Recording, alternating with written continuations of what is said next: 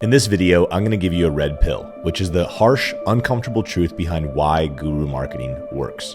You've likely seen the countless videos of people online breaking down the specific tactics they use, how many times a day they post, what funnels they use, their ad angles, and all that great stuff.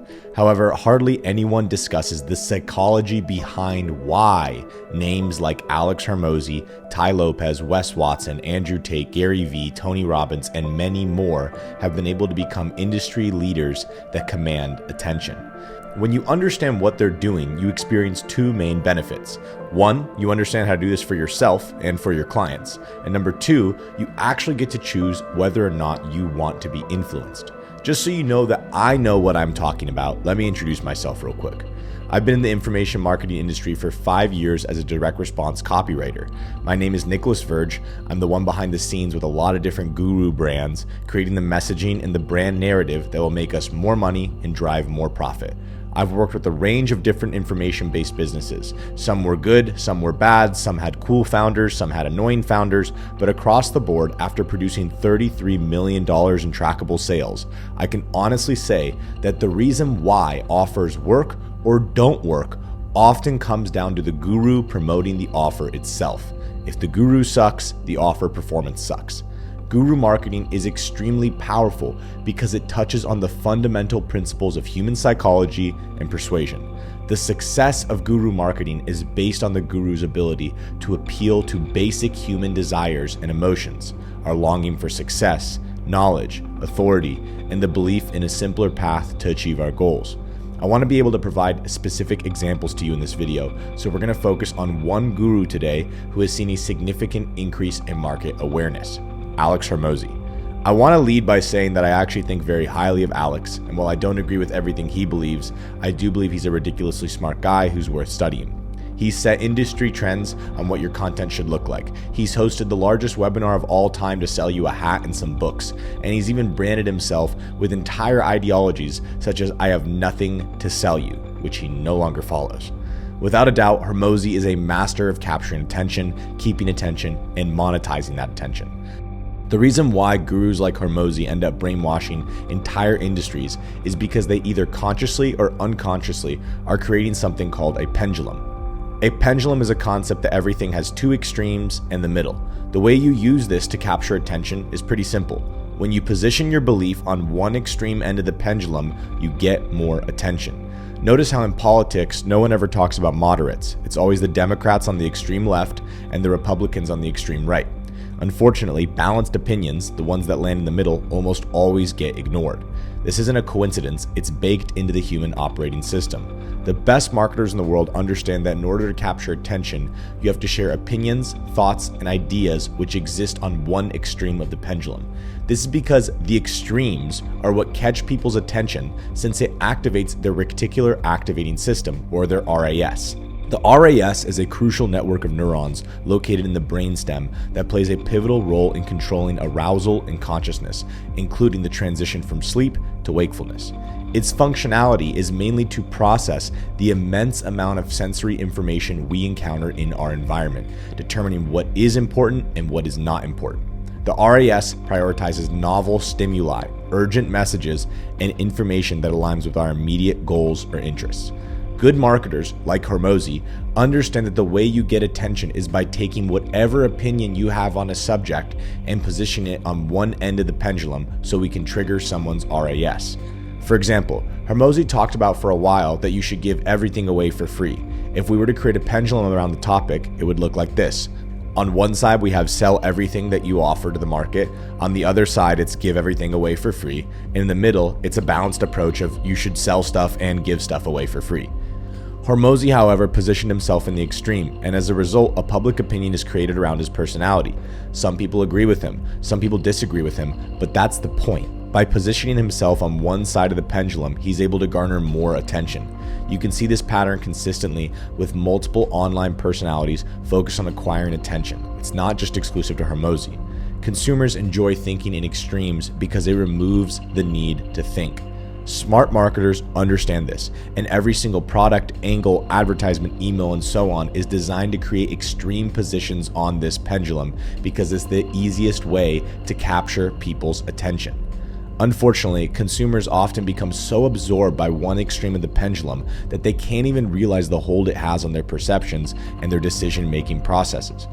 And inevitably, what ends up happening is a hive mind group of people are formed, oftentimes referred to as fanboys, who would rather outsource their personality entirely to someone else rather than go through the hard and grueling process of needing to develop a personality themselves. If you can pull anything from this video, it's that the reason guru marketing works is due to this one uncomfortable fact. People don't like thinking for themselves. In order for you to understand how this is true, I'd like for us to talk about the big 5 personality traits, which are openness, conscientiousness, extroversion, agreeableness, and neuroticism.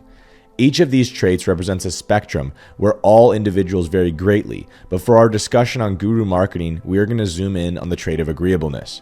Imagine a spectrum where on the left side we have total agreeableness, and on the right side we have the exact opposite, total disagreeableness.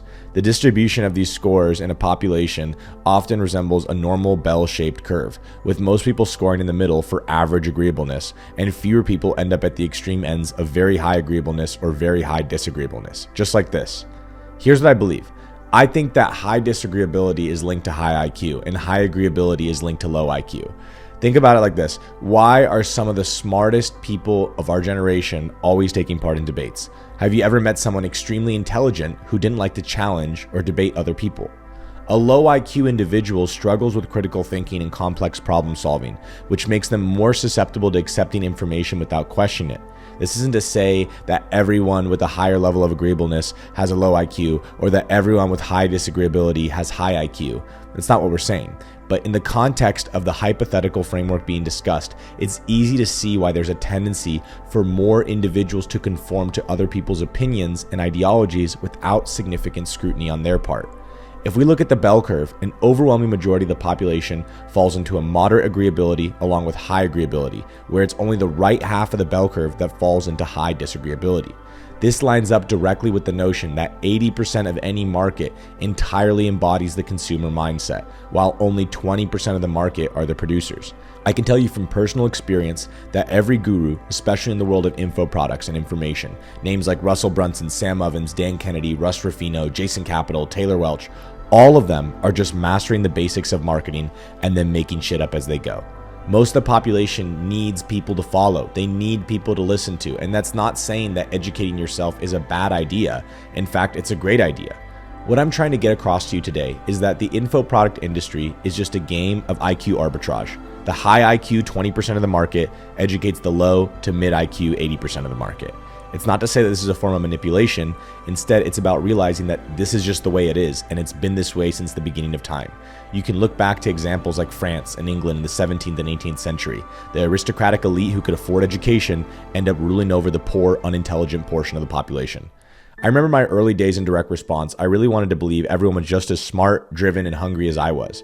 Obviously, I was proven wrong when I actually started talking to customers and interviewing the people who were avid guru buyers. In the past 5 years, I've probably taken 500 to 600 calls with people in the world of guru marketing by interviewing my clients' lists. I've also done a minimum of a few hundred sales calls selling these people on my own services and training. During these conversations, I was able to see that the common thread wasn't just an interest in the specific knowledge or expertise offered by the guru.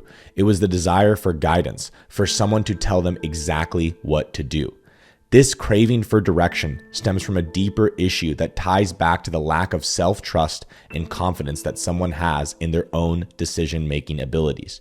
Many of the people I spoke to were looking for shortcuts, magic bullets, or some secret sauce that would catapult them to success without the hard work and critical thinking required.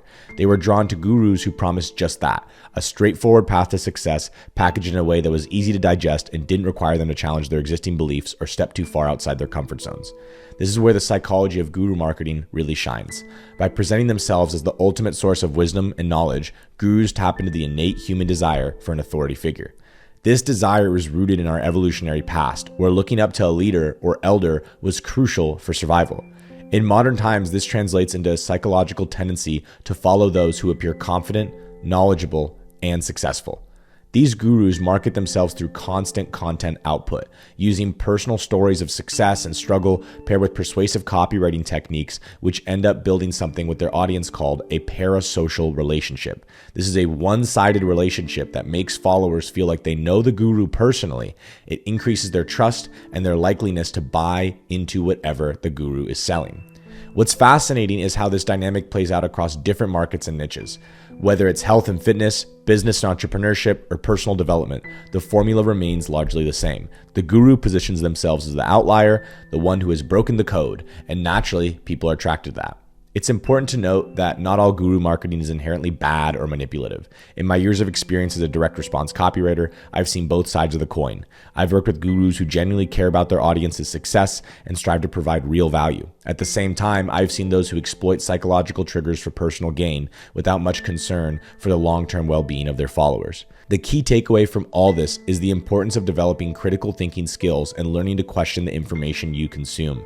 When you become aware of the psychological tactics used in guru marketing and approach them with a healthy dose of skepticism, you're breaking out of the consumer mindset and starting to see the game for what it is: the non-confident being led by the confident.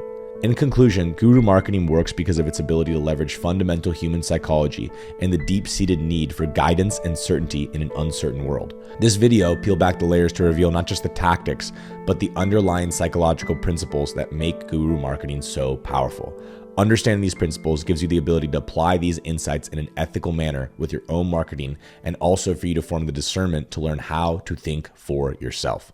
Hey, thank you for watching the video. My name is Nicholas Verge. I'm the guy that was talking in the video the entire time. I wanted to ask a quick favor. If you could drop a like and a comment down below, I would really appreciate that. Hopefully you got value from this. And if you did get value from it, I'd like to talk to you about my paid community, the Copy Breakdown. So just like how I broke down in depth here, the psychology behind guru marketing, every single week we go live inside of this group and I share videos, trainings, PDFs, all types of stuff on me breaking down the psychology behind copywriting, marketing strategies, funnels, all types of stuff. Everything ranging from a direct response sales letter from the 80s to someone's personal branding strategy in 2024. If you want to join the Copy Breakdown, the link is in the description down below. It's $25 a week. You can go to a page, check it out, see all the details of how it works and how we do it on a weekly basis.